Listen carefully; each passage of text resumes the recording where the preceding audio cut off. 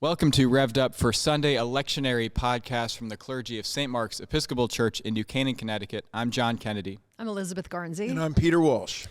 And I'm wearing sunglasses today because today we are looking at the Transfiguration of Jesus, and it is bright.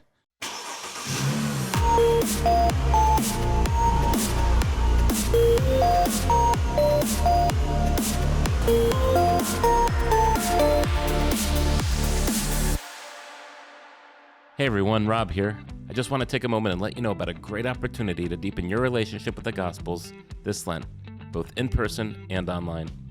Beginning the week of February 11th, we're launching Rev'd Up for Lent, our small groups which we call Maranatha House Churches. These groups meet once a week for 6 weeks to discuss the latest episodes of our podcast. Feel free to bring your own questions and insights or use the ones we've provided in our discussion guide. If you're unable to attend in person, we have a group meeting over Zoom on Thursdays from 5 to 6 p.m. Eastern Time, running from February 15th to March 21st. Or if you prefer, you can download a discussion guide right from our website and start an in-person group with friends or other members of your own church. For those of you wishing to attend one of our in-person house churches, meeting here at St. Mark's, we have 3 options. There are 2 Wednesday groups beginning February 14th from 12:45 to 1:45 p.m. or 7:30 to 8:30 p.m. We're also offering an option for Saturday mornings beginning February 17th from 9:30 to 10:30 a.m. You can register at stmarksnewcanaan.org. We hope you'll join us this Lent, however you choose, as we journey through the Gospels and wrestle with all our thoughts and questions that come up along the way. And now back to Father Peter, Reverend Elizabeth, and Father John. So let's hear the story. This is Mark chapter 9, verses 2 through 9. 6 days later, Jesus took with him Peter and James and John and led them up a high mountain apart by themselves.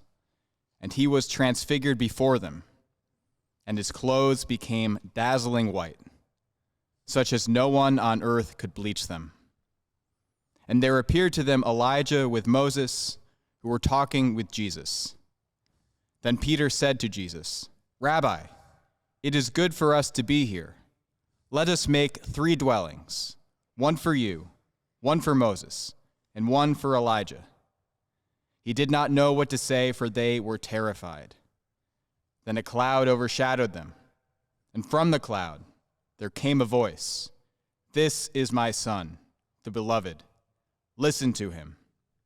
Suddenly, when they looked around, they saw no one with them anymore, but only Jesus. As they were coming down the mountain, he ordered them to tell no one about what they had seen, until after the Son of Man had risen from the dead. Okay, where do we begin with the Transfiguration? Well, we've gone up the high mountain in Mark, and we're about to come down, so it's this smack in the middle of the gospel and the high point. So I think that's interesting that Mark, genius as he is, has found a way to place this story precisely in the middle and make it the high point and into the descent. So I think just that alone signals to us that this is a preparation for the disciples to enter into Jerusalem. And Peter is sort of wants to stay on the mountain, and most of us would rather stay at the high point too. Yeah, it is. Yeah, I mean, thanks for you're starting the right spot, which is the context in the gospel and the storytelling of it. And if baptism starts it, the whole first section comes from the baptism, where we have both using the same, "This is my Son, the beloved, with whom I'm well pleased," and now the Transfiguration kicking off the second half of the journey. No doubt what you were saying about Peter is also true. I think that the whole question of Peter is to some degree misunderstood, and the gospel writers sometimes seem to be making excuse for him. He didn't know what he was saying. Right. I actually think in certain ways Peter did know what he was saying, but perhaps what he was saying was not what they wanted to have said. And that when Peter says, "Let's make tents here," that, as you all know, I mean, this is, let's make a tabernacle. The word for tent is a word for tabernacle, which comes from the Feast of Booths. And that the tabernacles, the Feast of the Tabernacles, which is 7 days in August, not only commemorates the 40 years in the desert, but has an eschatological meaning to it, that at the end of time everybody will come to Jerusalem and live in tabernacles, and that perhaps Peter thinks this is the end of time. I mean, when Jesus says earlier, some people here are not going to die until they see the kingdom, that this is the coming of the kingdom. I mean, they already know eschatologically that Elijah and Moses have to do with the eschaton, Jesus. I mean, it looks like it's all starting. So I'm pulling one for Peter to try to say he did know what he was saying. It's just that that's super interesting. Wasn't quite the right thing, but I think he knew exactly what he was saying. That's fascinating. I'd never heard that before. I'd read Peter may have been thinking that when you see a deity or a heavenly being appear, you make a shrine to them. But I really like that as well. And that sounds right on to me. It seems like from here we could springboard to, sure, more than two things, but two things come to mind. One is Jesus's posse or inner circle. Jesus had favorites. Right. And also, you started us off on the rich Old Testament allusions, references in this passage. But maybe we should talk about Jesus's pals first. I don't know. What do you make about Jesus having an inner circle? Because throughout the Synoptic Gospels, it's Peter, James, and John for these very important key moments that don't happen in front of a lot of people. Sometimes Andrew is included. But what's with that? Well, personally, I think that Mark is written to people who are very confused and in doubt and terrified. You know, I mean, the first community of Christians were living under such duress, and they were having doubts about who Jesus really was. And I think one of the main purposes of the Gospel of John is to clarify Jesus' identity. And Peter and James and John were the leaders, basically, I think, at that time. And they needed to have it established that they had witnessed this. And they did, but the story needed to be told and to be eyewitnesses of this. Jesus kind of bringing the whole symbolism and purpose of Elijah and Moses together and surpassing them to reveal something about God. So, and thereby like showing who Jesus really is, you know, that Son of Man, the Messiah that was prophesied about and that the law pointed to and waited. So that's where I land on why he took that, why this story tells it that way. Oh, interesting. Yeah, you're really good at that, giving us the kind of view from the Markan view in the community. Why and how did Mark put this together here? I think that it's super clear that Jesus did have three favorites, but that there was others too. At least those favorites thought they were the favorites. Yes, but that there's others too, yeah. Right? So I mean, right. So there's a lot that are not also written into the drama, because we would have James, his brother, who clearly is a big power in Jerusalem, Mary Magdalene. Mm-hmm. I mean, there's many more people in the drama, but clearly not everybody was the same. Jesus didn't bring 5,000 up to the mountain.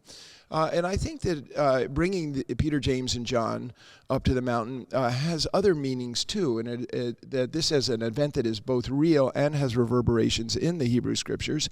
And Moses didn't always go up alone on the mount, and as you know, the law says if something is going to be seen as true, there needs to be at least two witnesses, and then clearly we might extend to that Jesus is preparing them, in particular Peter, who just got told that he was Satan, that as leaders they're going to have to see this.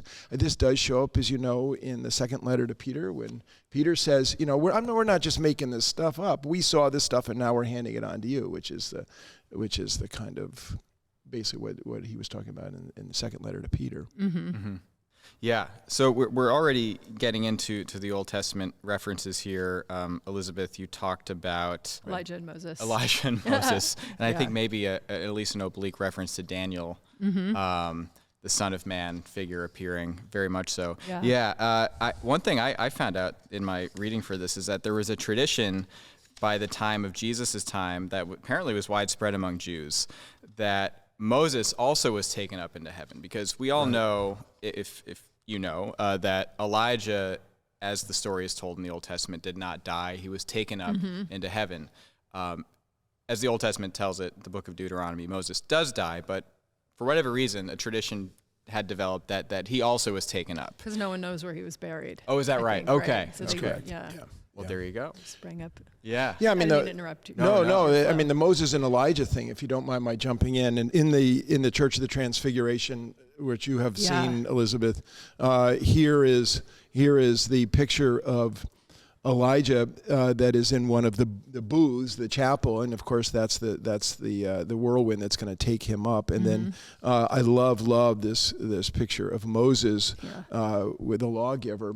And I'll just say something about Moses' grave in a moment. But here is the third booth that Jesus says, one for each, and so that is the nave and the chancel of the church. Wow. But anyway, spectacular. Really a spectacular church. So let's just talk about, we know that Elijah, swing low, sweet chariot, but let's just talk about Moses here for a second and why they appear bodily. So the book of Deuteronomy has Moses is dying in what would be modern day Jordan. And if you take the bus through the Judean desert on the way to Petra from Amman, there is an area, it's up on the left, I don't know what it is, but where they say out in the desert was Moses' grave, but they don't know where it is. And so, and then there's an area where it is venerated out near Petra. They have a place they venerate as Moses' grave. Did you go there? And no, never been there. Never been there either. And then you get in the book of Jude this idea that Moses did not die, and he was also raised up, so that as you know, in the Hebrew tradition of the time, you were not bodily raised. And so the fact that they appear in bodily form has to do with the fact that these two were exceptions, along with Melchizedek, who was the other Hebrew scripture Can't forget character. Melchizedek. Right. Especially if you manage to pronounce it. Yeah. Yeah, that's fascinating. Right. I mean, I think those of us living on the other side of Christendom and so on can miss how strange it is that people who are gone, like off the earthly plane, would reappear in a Jewish story. They didn't have the idea, at least not in the Hebrew scriptures, that they were hanging out in heaven somewhere and could just like reappear. I mean, you get a little bit with Samuel's ghost, this strange story in the Old Testament, but I think that's about as far as that sort of thing goes. So that would suggest that the idea was here that Moses and Elijah had not died. Yeah, and I mean, just to say, this is back to wanting to bolster Peter. No wonder Peter said we need to make some booths. Yeah, okay. right. Elizabeth, I interrupted you. I'm going to defend Peter here at every turn. Let's I'm defend all Peter. in here. Yeah, anyway. yeah, no, he always. I love Peter. I mean, I feel like he, he's just one of us, and he was terrified. So whatever he said and what he said, he was speaking out of fear. For good or ill, he was afraid, as they all were, and all of the Gospels say they were afraid, and who wouldn't be? But I think Moses and Elijah represent a lot, especially in Mark, because Mark's jamming so much into short passages, and with all these ambiguous ideas about their deaths and ascensions or resurrections or taking up into heaven. Elijah and Moses, I think they're pointing to Jesus as the culmination. Like if we kind of get the feeling, or we're told Moses died, we're told Elijah was taken up. So already there's this kind of death and resurrection, and Jesus is about to go do both those things. And also at the end, the two are gone, and there's Jesus, and the voice from heaven said, "This is my son, the beloved, the one, that you should listen to. Listen to him." And all along, the people have been listening to Moses and listening to Elijah, and Jesus, they culminate in Jesus. Yeah. And Jesus does so many things differently than Moses or Elijah did that reveal something about God. And, this all has to do with my strong feelings about God trying to tell us that God is nonviolent, and there's nothing causing or embracing death in God, and God's gone to great trouble all these many centuries and millennia of human history to tell us that, and Jesus is the one that comes to live it out. Because Moses and Elijah both commit violence. They both have to. Moses was always kind of blaming others for things that he was accused of, and he orders. Sounds exasperated. Yeah, and he orders the stoning of someone. On the podcast here, Moses whining. But he did, right? He's like, I didn't do it. And then Elijah, he burns the prophets of Baal. Oh, yeah. That's an unbelievable story. Yeah. They're violent guys, as so many of our own people, as so many of us are too in our cultures. But I think that so in other words, Jesus takes the violence done to him, and he doesn't order the violence against others ever. He receives it, reveals how futile it is. He's raised up. He comes in forgiveness and peace. I mean, this is the kind of undoing of all of human history and all of the human systems that we live with. And he's very much outside of our system. And Moses and Elijah, great as they are, they also fell prey to this system. So I think Jesus is, now God is trying to say, this is the one, and he's going to go and die and be raised, and there will be no more need for humans to sacrifice humans. Yeah. Wow.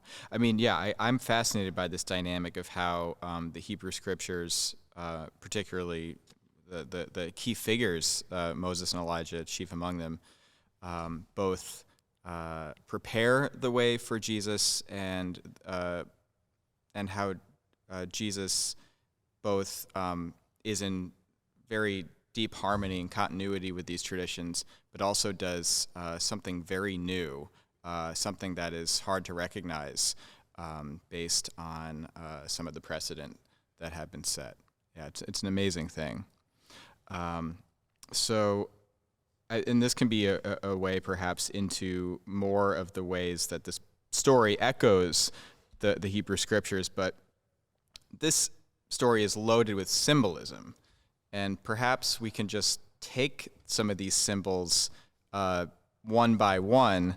So there's the mountain, there's a cloud, or there's this radiance, there's this radiant white, whiter than any earthly bleacher could achieve, as the text puts it. There's a cloud and there's a voice, and all of these are very, very significant things. We've already talked about the dwellings, which I think you explained so well. Yeah, but let's talk about the mountain. Yeah, the mountain. I mean, if there's only two places where anything of great import can happen. One is on a mountain, or the other is at the Jordan River. That's where things of great meaning happen in the Hebrew scriptures. And just to give a sense of, I mean, if it's going to happen, and you're going to get close to God, it's most likely to happen on the top of a mountain. And I'll just go down the list. You ready? To the degree, I don't know if you have a list too here, but I'll just gather it as I have here. Mount Moriah, which is, of course, the potential slaying of Isaac, and Solomon builds a temple, and that's the Temple Mount today. Mount Derat, where Noah's Ark rests. Mount Horeb or Mount Sinai, the same thing. We get Moses and Elijah, the burning the bush, 10 Commandments. And Elijah, here's Elijah on the mountain. My icon of Elijah on the mountain. I got that on my retreat. That was a big part of my retreat. Still small voice. Mount Hor, where Aaron dies. Mount Gerizim, Mount Nebo, Mount Zion, where David is, and Mount of Eden. I mean, these are just a few mounts. I mean, this has to happen on a mountain. Jesus is going up to a mountain to pray all the time. Right. Yeah. Has to be on a mountain. Yeah, absolutely. I think here it's sort of echoing Moses, what happened to Moses. Oh, definitely. And Mount Sinai, right? Sure, this is definitely Mount Sinai. Because it says high mountain. I think in Luke or one of the others it just says a mountain. But here it's clearly a reference. This is definitely the Mount Sinai. So it's not Mount Hermon. Okay, well, the scholars completely disagree. In Mount Tabor is where the Franciscans decided it was going to be, and so the Franciscans have that great alternative church. orthodoxy, as Richard Rohr would say. The Franciscans got their act together early on and went and built a church on all the holy sites.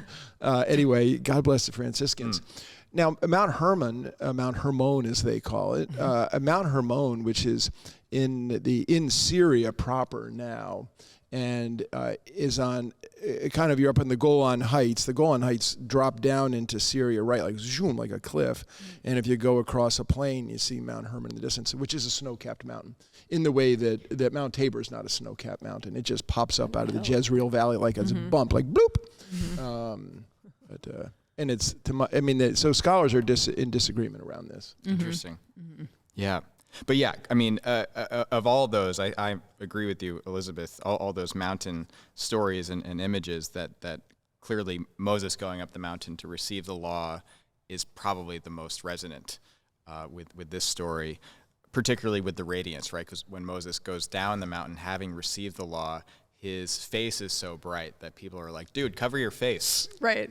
You know? They needed sunglasses, but I don't think those had been invented yet. They certainly didn't have them during the days of the desert wanderings. Yeah, we had talked about this in a previous podcast. I think the deal here on the face, which isn't, we don't see that's in Matthew, that we get his face shown like the sun. But if we talk about the radiance of his clothing, right. That in Moses with the radiant face, that's like... that's shining on him, but in Jesus, it's shining out of him. Yeah. So there is a categorical difference. Yeah, it's funny. It's his clothes and not his face. Oh, you want to hear what I read when I was studying for this? Right. Something hit me this morning when I was doing a little brush up was this commentator I was into said, well, frequently in the Hebrew scriptures, clothes tell us who the person is. Like, look at the way we're all dressed. Right. We dress like this so people don't go, I wonder why these people are talking about religion.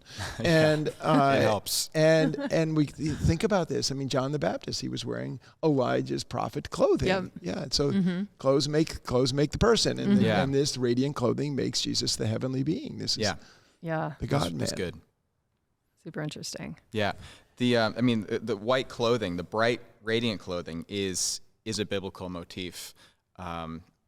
And we see it in the, I have a little list here of appearances of white clothing. We see it in the book of, the second book of Esdras, which is an apocryphal text. It talks about the sixth order. We're not going to talk about who or what the sixth order is, but their face, or at least the sixth order is a thing. I'm not particularly familiar with the second book of Esdras, but it's talking about faces of the righteous shining like the sun. Right. In Matthew 13, we see the same exact idea. The righteous will shine like the sun in the kingdom of their Father. This is at the end of the parable of the wheat and tares, I believe. And then moving along to later in Matthew, the angel who appears at the empty tomb, his clothing is described as white as snow. In Luke 24, also an empty tomb, resurrection, Easter story, two men in dazzling white clothes stood beside the women who came to the tomb. And then in Revelation, it's all over the place. Yeah. Those who have conquered, those who have kept the faith, One those in the white who are robe. Yeah. Who are these in the white robe? I love that question. The Te Deum, which is something we use liturgically from time to time. It talks about the white-robed army of martyrs praise you, praise God, and that is directly from Revelation. Eucharistic prayer. So it's all over the place. Yeah, it is. Yeah. I came across something that suggested that Moses and Elijah are in Mark are meant to sort of come back as the two men at the empty tomb. Oh, wow. Clothed in. Oh, that's interesting. Yeah. Oh, that's interesting. I never heard that Telling before. the disciples to go back to Galilee. Yeah. Yeah. I think the Transfiguration, the metamorphosis, the God becomes man at Christmas, and then at the end of Epiphany, man becomes God kind of thing. The fullness of that in that arc, that the whole idea of the heavenly body. This is something I'm super interested in, and you just quoted some of them, and there was some others. You had Daniel and Daniel's Ezra, also in the Daniel's mix in there, and I Wisdom's didn't in there. mention Daniel, But this the righteous shall shine. So listen, if somebody dies and could be in touch with us on the St. Mark's hotline, the warm line, I'd love it if the heavenly clothing of people after they die, or angels' clothing, is this radiant clothing that is happening here. So this transfiguration here not only shows the divinity and holiness of Jesus, but maybe we get that as souled reflection in our deathly heavenly body too. Yeah. I'm just chucking that out I there love for that. people. Could be. I'm not a big and afterlife person. I like this life. I mean, I want to have those clothes in this life, and I think that the point of the stories in Mark is to equip the disciples to go and be transfigured in their mission, and be bold and brave and courageous in the face of the darkness, and shine now. I'm not denigrating your suggestion at all. I just really want to claim it for this side of the grave. Yeah, that's all. Well, there's no doubt. You're not denigrating me at all. There's no doubt that the role of the story in the scriptures is to embolden Jesus's followers to hang on and hang with him, because this is what's happening. I mean, what happened in Caesarea Philippi, where Peter confesses, and then Jesus tells him what's going to come, is the context in all three of the Gospels. That's the context for this. Mm-hmm. Yeah, it's a foreshadowing of the resurrection. It's a foretaste, and it comes after Jesus saying, "I'm going to be the one that you, Peter, have just confessed. Not you, Simon Peter, have just confessed to be the Messiah." The Messiah is going to have to suffer and be betrayed and handed over and be killed, but on the third day be raised again. And if anybody wishes to follow me, they must deny themselves and take up the cross, which was not a figure of speech. The people of this time of Jesus' culture knew what a cross was, and it meant death in the worst way possible. So, and the tradition is Peter died in a similar way, actually a worse way, because he didn't think he was fit to die in the same manner as his Lord. So he has to be crucified upside down. So this is a way of pointing through all that to the resurrection, to the glory to come, to the glory that's not only to come for Jesus, but to all who follow him, all who make him their Lord. And this is sort of Mark's resurrection story, because if you leave out the long ending of Mark, which a lot of scholars suggest should be read as sort of a different artifact, then you don't get a resurrection appearance in Mark. But this is sort of the resurrection appearance, and and it's available now, and it's available after we die, I believe. Just one more symbol to touch on before we wrap up is the cloud, and I think that ties into this, because the cloud descending as a sign of God's presence is another biblical motif that they're riffing on here. In Exodus, the cloud descends on the mountain when Moses goes up to receive the law, and it descends on the tent of meeting, which is set up sort of as a temporary makeshift worship liturgical space while the Israelites are wandering through the desert. And it's said in that particular story that Moses could not enter the tent of meeting because the cloud was over it, that God's presence is such that you can't go in the cloud. It'll obliterate you in some way. And in Kings, when the first temple, Solomon's temple, is dedicated, a cloud comes and descends on it. Here the cloud comes and descends, and it descends on all of them. The cloud overshadowed them. So this is, I think, a way of saying that something new is happening here, that these disciples, Peter, James, and John, are being brought in to the drama of the glory that is revealed in a way that maybe no one else has been before. Yeah, and it's not just reserved for Jesus. That's interesting. This is good. John, you're ripping on the summary here, and I'm going, yep. And then on the last one, I'm like, no, I'm not so sure. Oh, really? So I'm taking that the cloud's descent is that Jesus is the new tabernacle. He is the new temple. And that these other guys just happen to be in the neighborhood, and they're offered access. They're offered access, right? Yeah. To your very, as you say, I'm a this lifer. I would suggest that you're absolutely dead on right about the way the gospel is written. That these guys, by seeing this, are going to be able to walk the way of the cross because they have seen the light. Yeah. You take away the light, and they can't do it. So it's this revelation that empowers them to live, to walk the way with Jesus. Yeah. Well, thank you. Any final words? I think Rob wants us to land the plane, so. We're 4 minutes late on landing Rob's plane. I'll restrain myself. Yes. Okay. Holding back for the sake of Rob. For you guys. Well, we hope this has been an empowering, perhaps even revelatory discussion. Thank you for hanging in there with us, for journeying up the mountain with us, and I hope you had your sunglasses. I'm glad I had mine. I hope you two are doing okay. I can't see a thing. Blinded by the light. Like, comment, and subscribe. You can call our hotline, warm line, whatever it is, and leave us a message. We really do love to hear from you, and that is 203-442-5002. That's 203-442-5002. Peace be with you, and we will see you next time.